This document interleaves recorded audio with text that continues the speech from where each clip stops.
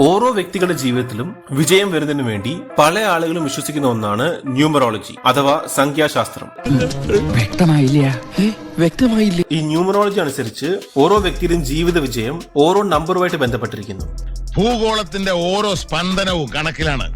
Without mathematics ഭൂമി വെറും ഒരു വട്ട പൂജ്യം. ഈ സംഖ്യകൾക്ക് ചില അക്ഷരങ്ങളുമായിട്ടും ബന്ധമുണ്ട്. അത് കൃത്യമായിട്ട് ഉപയോഗിച്ചാൽ ജീവിതത്തിൽ സക്സസ് ഉണ്ടാകും എന്നാണ് പലരും വിശ്വസിക്കുന്നത്. ചിലർ ഇത് സത്യമാണെന്ന് വിശ്വസിക്കുന്നു, ചിലരൊക്കെ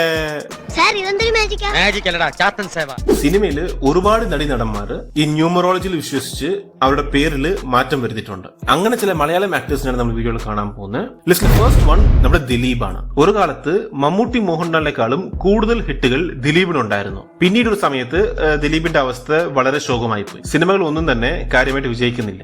അങ്ങനെയുള്ള സമയത്താണ് ദിലീപ് ന്യൂമറോളജി അനുസരിച്ച് തന്റെ പേരിൽ ഒരു മാറ്റം വരുത്തുന്നത്. 2021 നാദിർഷ സംവിധാനം ചെയ്ത് കേശു വീണനാഥൻ എന്ന സിനിമയില് ദിലീപിന്റെ പേര് ശ്രദ്ധിച്ചു നോക്കുക.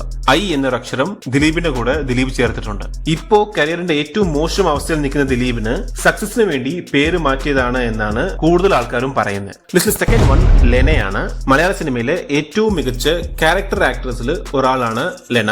ഒരുപാട് വർഷത്തെ തന്റെ കരിയറിന്റെ രണ്ടാം ഘട്ടത്തിലേക്ക് കടക്കുന്നതിന് വേണ്ടി ലെന ചില തീരുമാനങ്ങൾ എടുക്കുന്നു. അതിലൊരെണ്ണമായിരുന്നു തന്റെ പേരിൽ മാറ്റം വരുത്തുക എന്നത്. ലെന എന്ന പേരിൽ ഒരു എ എക്സ്ട്രാ ചേർത്തിട്ടാണ് ലെന പേരിൽ മാറ്റം വരുത്തിയത്. 2022 ജനുവരി 15 തന്റെ പേര് മാറ്റം വരുത്തിയത്. ലെന ഇൻസ്റ്റാഗ്രാമിലൂടെ എല്ലാവരെയും ഇക്കാര്യം അറിയിക്കുകയും അവരെ വിഷ് ചെയ്യാൻ മറക്കരുത് എന്നും ആ പോസ്റ്റിൽ പറഞ്ഞിട്ടുണ്ടായിരുന്നു.